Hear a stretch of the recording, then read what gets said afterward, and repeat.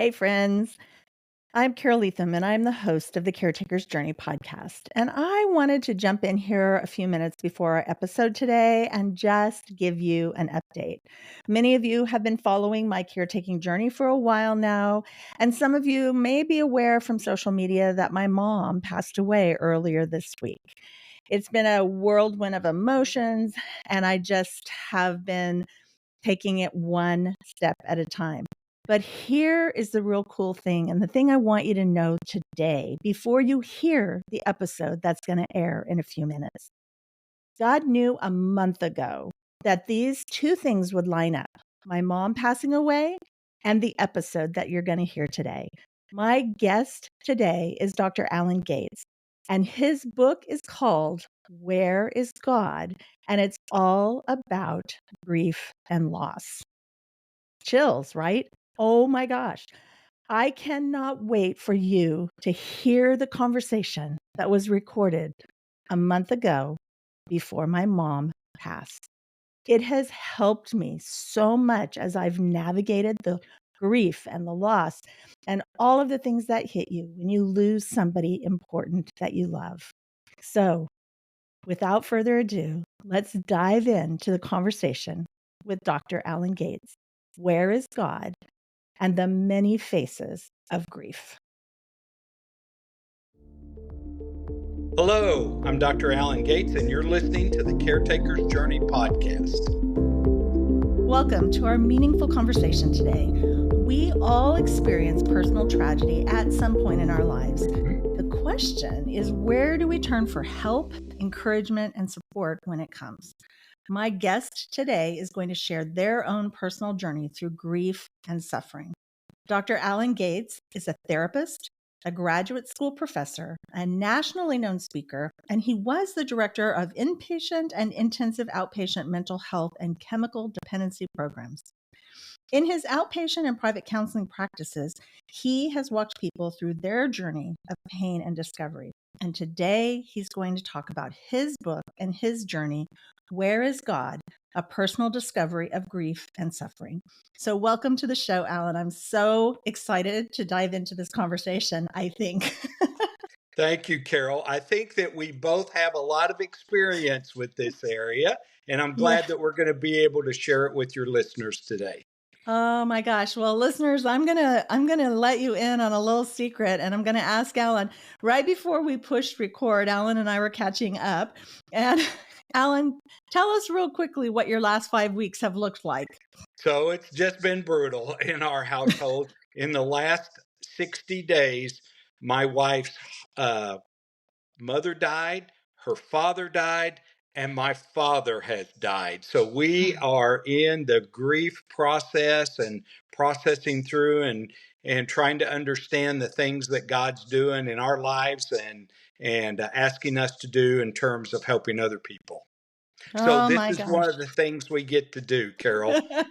I love, which I'm kind of tongue in cheek saying that when God decides that we need a real life experience to go along with the conversation that I'm having that week. I have now running on about 2 hours of sleep last night because my mom had a health crisis all the way across in Milwaukee. And so this is a great conversation for us to dive into. So, Allan, we just covered the last 60 days, Yeah. but your book starts off talking about loss. So, share with our listeners the story of how the loss kind of originally started for you. Sure. It certainly starts off with a bang because it's a true and a real life story. And that is, I was going through life 30 something years ago when I was a young person. And my wife and I had two sons. One was a kindergartner, and one was a third grader. Going through life, Sunday school teacher, deacon, Mm. tither, which of course our pastor loved, and we were just going through life and celebrating life and both active Christians. And one day my wife woke up and she said, I don't feel very well. She was a nurse. So she said, I think I'm going to call our family physician and go see him. So she went to see our family physician, and I went to work. And I get a call about mid-morning from my family physician, and he says, hey, your wife is so sick that we can't even get her off of the examining table, and we're going to call the ambulance, admit her to the hospital. I'm like, oh goodness. And I just visited with her this morning. This is really strange. So by the end of the day, was admitted to the intensive care unit. And as a nurse admitted to an intensive care unit, you can imagine the care and the questions that we got. She was finally diagnosed with something called uh, uh, respiratory distress syndrome. I'm going to get it out here in a minute. Okay. Adult respiratory distress syndrome. Was admitted to the ICU, and basically her lungs started to freeze up. Mm, What they had determined later was that she had contracted some kind of virus. She worked in a lower class um, ICU, and had contracted some kind of disorder disease. So anyway, in that 20-day process of her being in the intensive care unit, um, she did not get better. And at one point she said to me, let me see my medical records. And so I showed her her medical records, and she said, Allan, you need to understand, I'm dying. oh And I was gosh. like, oh my goodness. And so, the shock began at that point. They ended up medevacing her. We live in Tulsa, Oklahoma. They ended up medevacing her to Little Rock, Arkansas, because they had what's called an ECMO unit. And an ECMO unit is a unit where they hook your blood up and they circulate it outside of your body so that it gives your lungs a chance to breathe. The only ECMO unit within several hundred miles at that point was in a children's hospital. So now we have an adult nurse admitted to a children's hospital. Well, all of the staff came around and asked about her story. So, in my shock and in my craziness, I got to share Christ through her story. However, and I kept thinking, God, this is going to be great. You're gonna, we got to share Christ with Mm, people, hundreds and hundreds and hundreds, literally, of staff people. We got to share Christ with. She was unconscious the whole time. And we got to share who she was and her story. And here's this RN in a children's hospital, and so unusual. And I thought, God, you're just going to work this out. This is going to be great. What a great miracle and story it's going to be. Guess what? She did not survive. She died. oh, wow. So I began this journey of trying to understand grief in that time.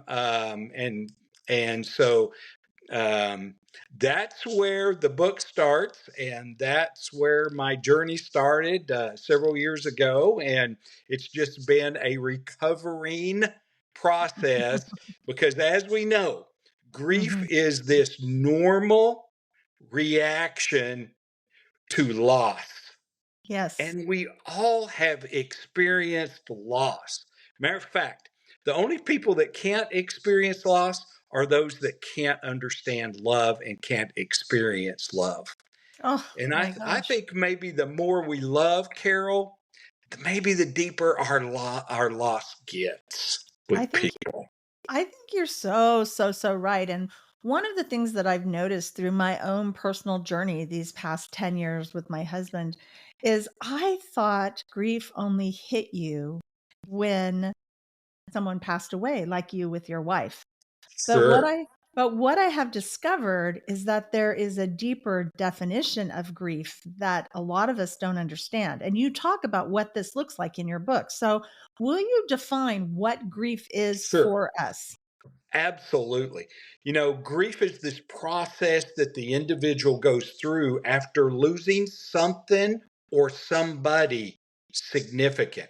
And the Mm, way I talk about trauma is anything that overwhelms our defense mechanisms, right? So grief can and does happen through loss of job, loss of Mm, finances, loss of physical health, loss of mm, emotional health, as you know and have experienced, loss of mental health.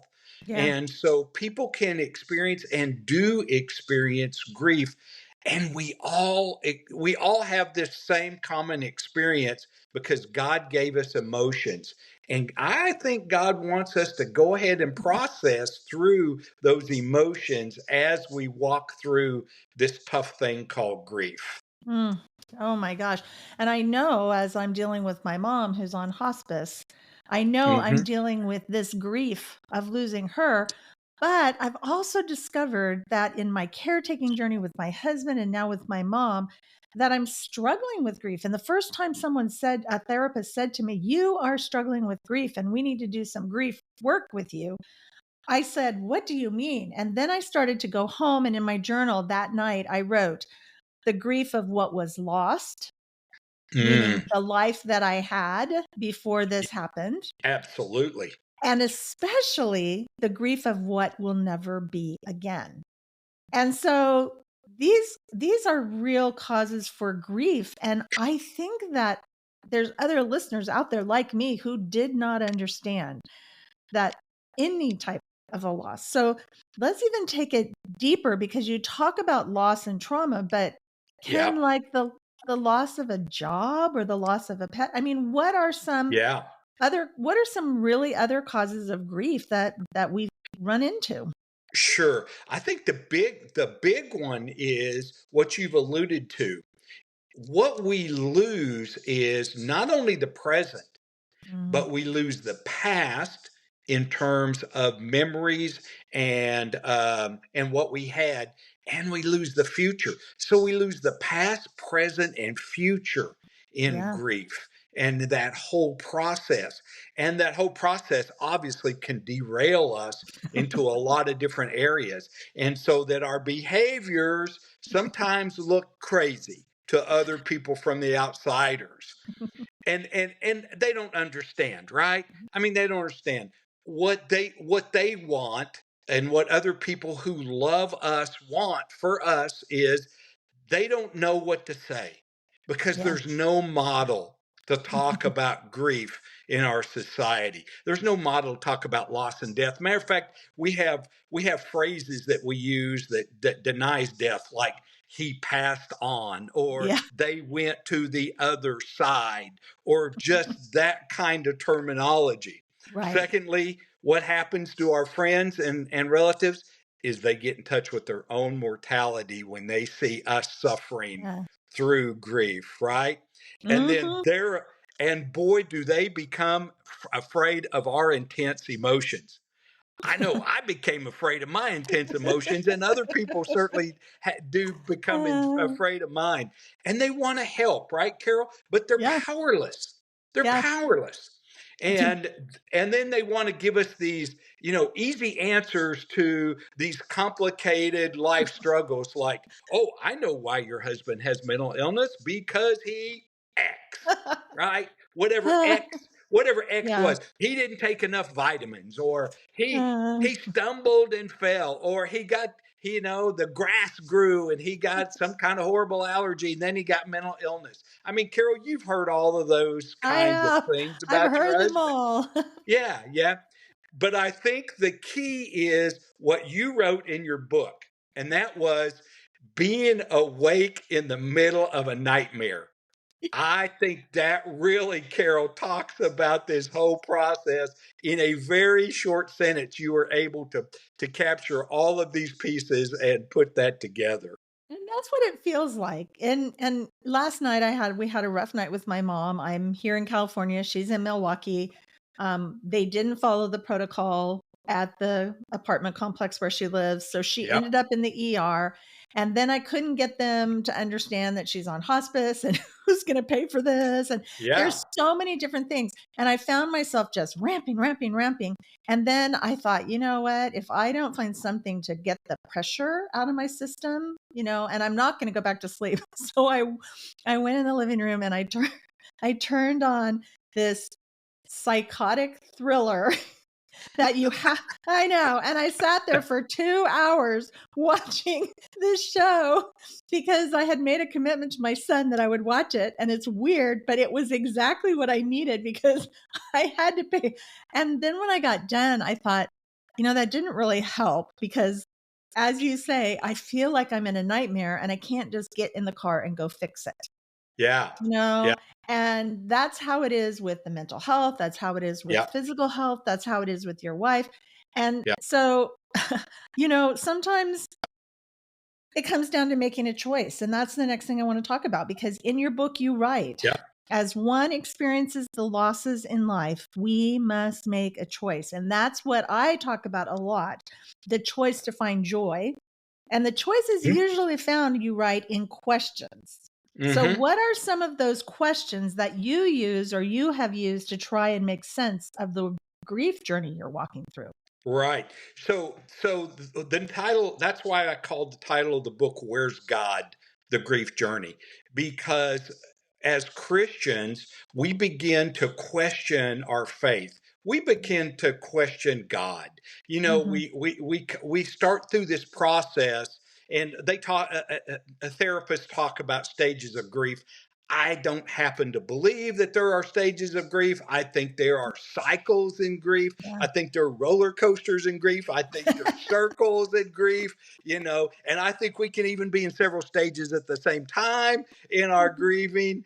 But we begin to question God, and I think that's normal. I think that's helpful actually. Because God can handle it. And we begin to think, does he exist? Or if he exists, can he really take control of the things that are happening to me? But what we know, and Carol, what you have experienced and what you've written about in Find Joy is that God does exist. Yeah. He's aware of our circumstances and he walks through it with us. Yeah. Right. And so some of the questions then that people ask me as a therapist is, should I grieve in a certain way? Yeah. I wish there was. I wish there was A to B to C to D, but there's not. Depending on a person's age and their health and Mhm. the trauma that they've experienced and their coping skills and their support system, and it's all involved in that kind of thing. And I'll say to people, the way that you need to grieve in order for you to manage, not Mhm. solve, but I use the word manage, in order for you to be able to manage yourself through the situation is what's important. Yeah. Another Yeah. thing that people ask me is, should I make decisions about moving out of my house, changing jobs, or developing a new love interest? And you'd be surprised how many people, because they have experienced maybe a good marriage or a good relationship, and their Mhm. spouse dies, and then getting their emotions are raw, their emotions are out there, and they get involved in someone else.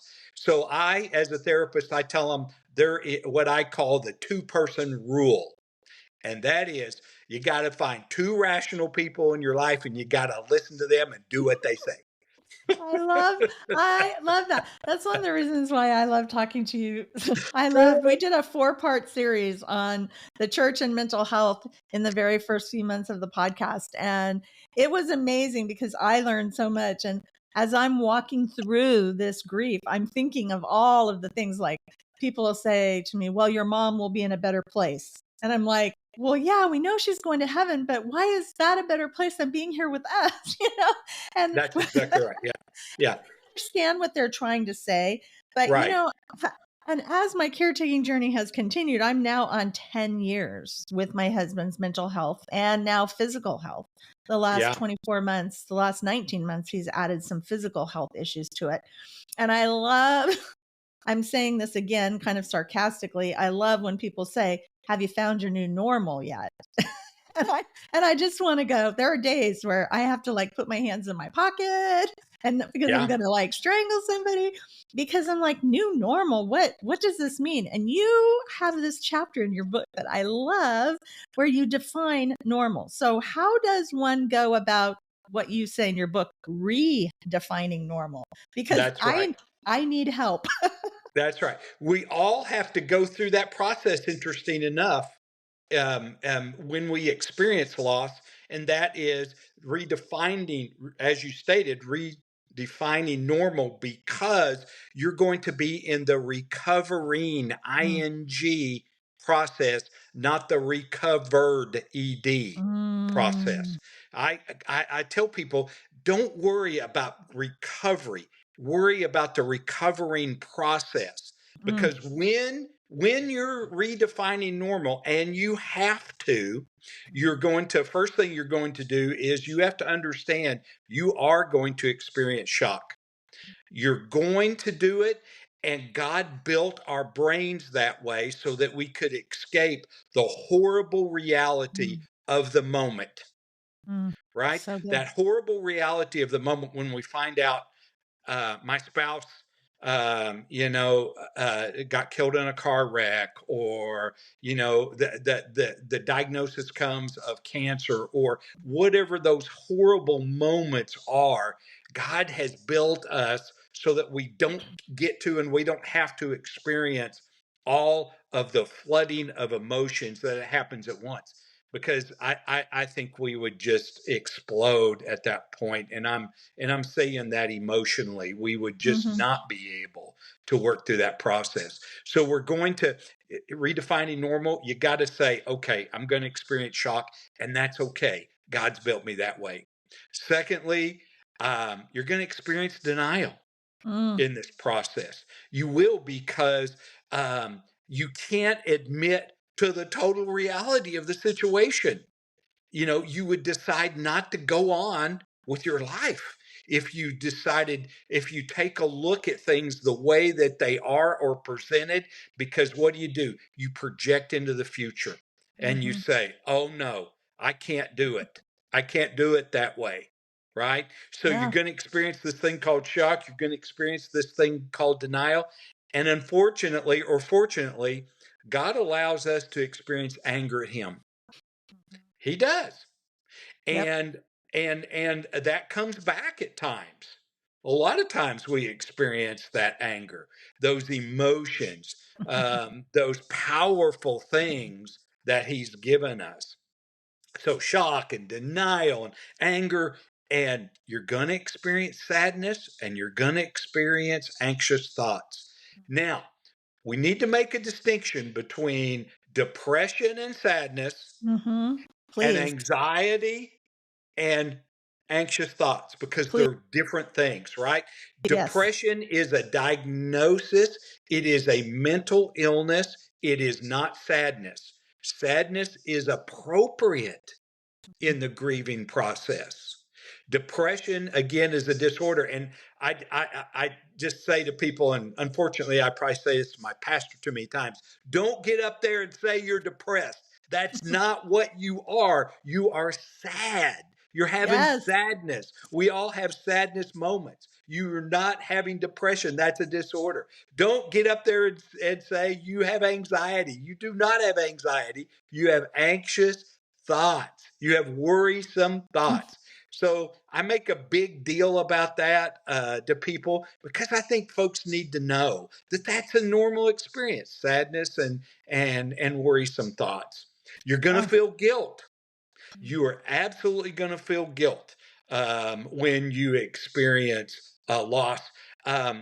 In my situation with my first wife, I had a kindergartner and a third grader, and I said to God, "You got the wrong one. I am not equipped to take care of a kindergartner and a third grader, God." Matter of fact, it's a quick funny story. Pat, my wife now, when she married, she said, when she married me, she told everybody that all of our clothes were gray, because I would just throw colors and whites in and wash them and dry them in the same thing, right? Because I just wasn't Oh. equipped. I wasn't equipped to be able to be a single parent. And fortunately, Mhm. God relieved me of that responsibility. But I felt a lot of guilt. I Oh. felt a lot of guilt about, even though I obviously didn't create her disorder or cause her death. And I think we do that, right? I mean, we feel Mm, guilt when our loved one has mental illness. Like, yeah. what did we do? What did we Oh, do wrong? What did we not do, Carol? I mean, right. I'm sure, and you talked about that in your book. Yeah. What did I do that created this? Oh, absolutely. Oh, absolutely. And I think that one of the things I've discovered in the last 10 years on this journey, and it works with grief, and it probably works with people who are suffering loss as well, as because mental illness, I love how we're kind of, it's, you're a person. And so Yeah, loss is loss. And yeah, whatever, we're not talking about the reasons for the loss, we're talking about the loss. And right. one of the things that I have said over and over and over is that every caregiver, because that's who I generally speak to, but it could be true for anyone who suffers loss. All of our journeys of loss or caregiving are going to look different because there is Yes, no blueprint of how to get through it. right. But we all have the same needs. And Yeah. so we all have the same needs. And I love when you talk about the roller coaster because that is what it feels like. Oh I man, yeah. can't, I cannot ride roller coasters because I have severe motion sickness. And so I have to take medicine to swim. That's how bad my motion sickness is. Whoa. Okay. And but my life sometimes as a caretaker can feel, I can get that same feeling of just being on a roller coaster because I feel like sometimes so many things are coming at me so quickly and so differently that I can't feel it. I can't figure out how to deal with it. And I love when you said there's a difference between anxiety and anxious thoughts Yeah. Yeah. because we need to make that distinction. Absolutely. And what you've just touched on is in redefining normal is your questions are not always going to be answered. That's right. And that's what you said, basically is, look, I've got all these questions. I've never done this before. For example, I've never done caretaking before. How do I do this? Am I doing it right? How did this happen? How am I going to get moving forward? What do I do with my loneliness? And the big one, what's my story now? That's so Because true. you have lost your roles, Carol. Yeah, You had a specific role as a wife and a mom and a daughter and a grandmother, but you had a role as a pastor's wife, and all of I a did. sudden your role changed. You know, Mhm. all of a sudden, and then all these unimaginable changes Yeah. that you have gone through, and as a caretaker you're continuing to go through. And so you're having to redefine what normal looks like for Yeah. you every day. And as we experience grief and loss, we are doing that every Mm, day. mm. So yes, and I love that you say that, and it's true. It is so true, and there are caretakers, I think, that are listening to this right now that are, I want you to just take a deep breath and think about what we're saying, because your journey is gonna look different than Alan's. Your journey is gonna look different than mine, but we're all walking through the same emotions that we have to deal with when we're dealing with grief and loss and suffering. That's right. And so the solution is going to look a little bit different, but all of the emotions and all of the needs that we have are the same. And so what would you what would you say, what are some truths that you would want to share with someone who is grieving? Let's talk That's about that good. because I think Yeah. that's a good place for us to start kind of winding down. What are some Yeah. truths that you can share with someone who's grieving? Yeah, let me think out loud and give you 8 or 10 different Okay. truths, and we can kind of process them. Number one, I would say that your personal journey of grief will take longer than others think it should. Oh, yes.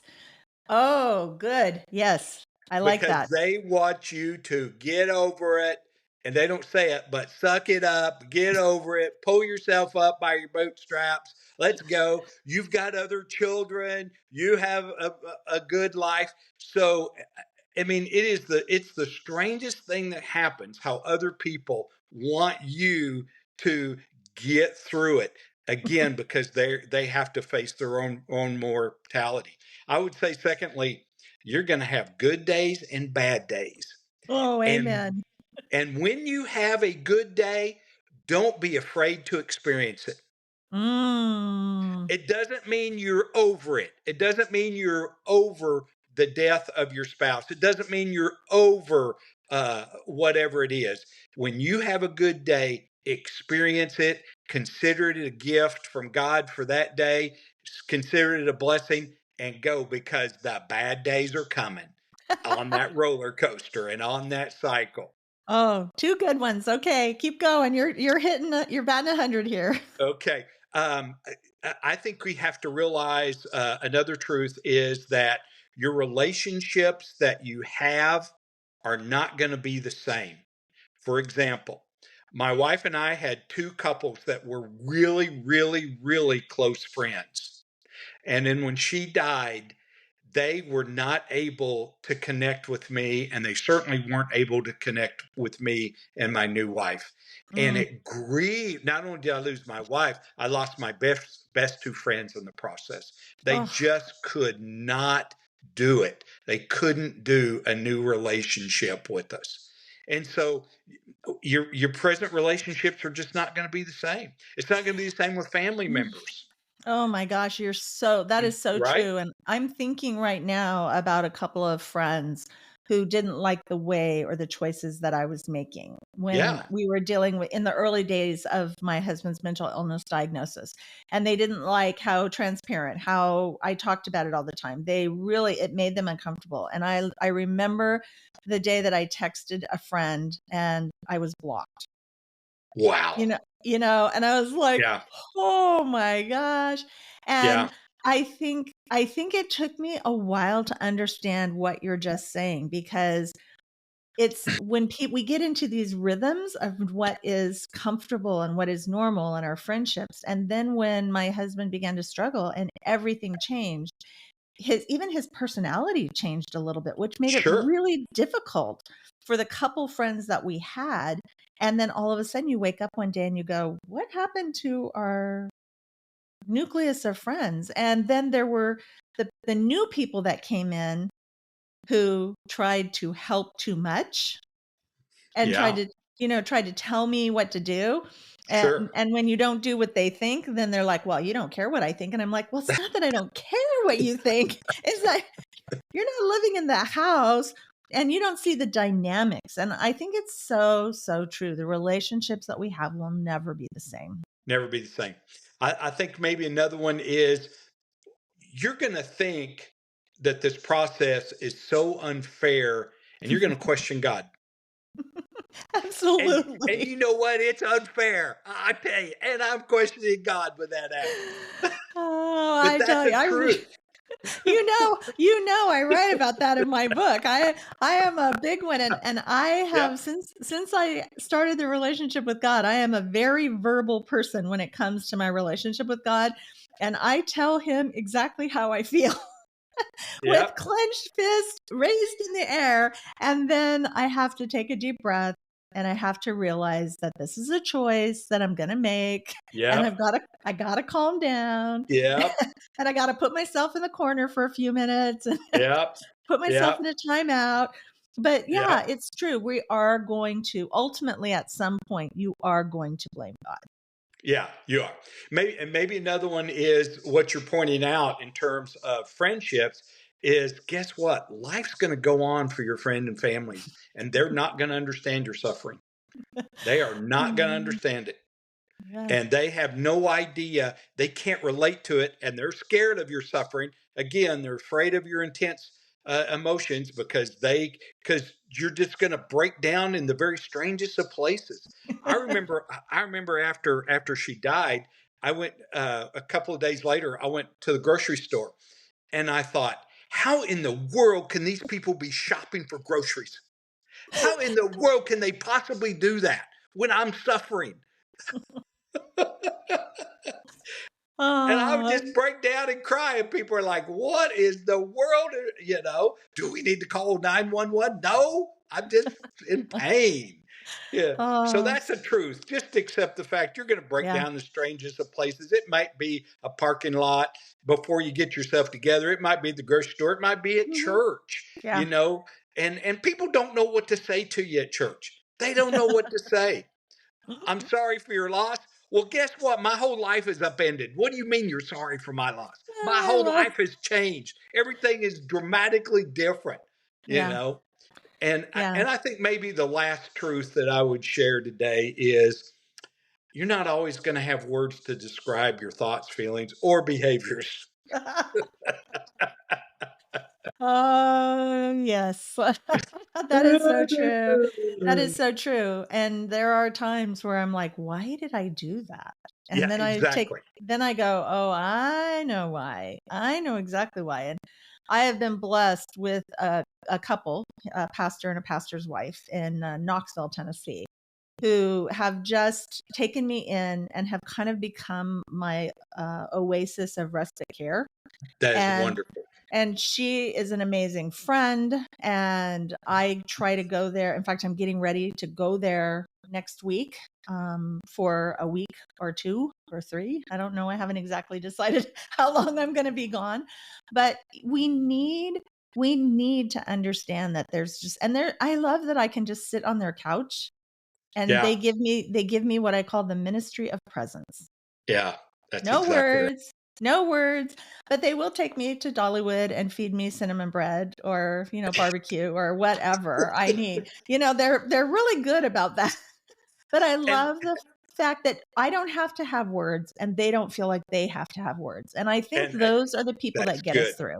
That's right. And I tell people there's three things you need to do for folks that are grieving. One is suit up, be there for them. Get Yes. your suit on and be there for them, and the ministry of presence. And secondly, not only suit up but show up, be there emotionally Oh, for us. And yes. third, shut up. Just sit there. Don't you don't have to say anything to me. Just let me talk or Oh. let me be. Okay, there you go. We've got suit up, show up, and shut up. Shut up. I love that. I love that so much. So, is there a last thought that you would like to Sure. leave with our listeners about where is God in their own personal journeys of grief and suffering? Yeah, get with other people. Be careful about isolating. Oh, Isolating doesn't do you any good. Loneliness doesn't do you any good. Focus on self care, physical, emotional, relational, spiritual. Get self care going. And then, quite frankly, stop asking why. oh, that's so good. I talk about that because I don't ask why anymore. I Yep. just say, okay, this is happening. Now, what do I do? And Yes. even this morning, I was having to give myself that little self talk at 3 o'clock in the morning when I can't do anything. I can't go to the hospital in Milwaukee and drive my mom back to her apartment. I can't, I'm physically unable to do anything. And I'm sitting there stewing. And I'm like, why? And the minute I heard that in my head, I stopped and I went, okay, wrong question. Good. Questions Wrong. are good. But why is the wrong question? How is the right Yes. question? Yes. How do Yes. I move forward? Yes. Or what I say is, what do I do now? And then That's good too.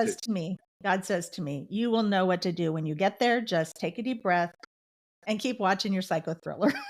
Yeah, it's perfect. It's called distractions. I That's it's called distractions, and that's exactly what you should have. Oh, I love it. Alan, it's always a joy and a pleasure Thank to you, talk to Carol. you. So how can our listeners get in touch with you? The best thing to do is to email me, and that is J.A. Gates 1955 at gmail.com. And I promise you I will return your email. I will put that in the show notes. And I will Okay. tell you, listeners, he does return his emails. So if you have questions, you have thoughts, you can either reach out to me and I will forward them, or I will put his email in the show notes. So I just want to thank you, Alan, for joining me today. Your book has been helpful for me as I navigate my own grief and loss. And listeners, I hope that you have been encouraged by our conversation today. And I want you to know that I appreciate every single one of you. And I pray for you daily.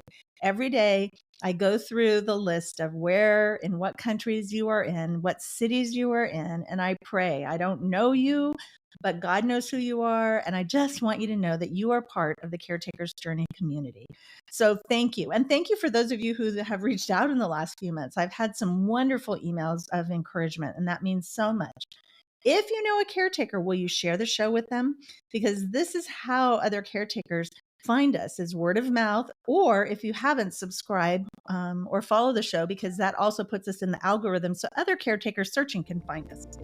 If you want to connect with me, email is the best, as with Allan. And yes, I answer too. And also, I want you to sign up. There's a little button on my website homepage that says Stay Connected. So sign up there, because I'm beginning a weekly newsletter soon. And there's going to be all kinds of fun encouragement, inspiration, book suggestions, because now I have so many incredible books that people have written. And many fun things are going to be coming in the rest of this year. I will be back next week for another meaningful conversation about what it looks like to be on the caretaker's journey. And until then, it's all about him.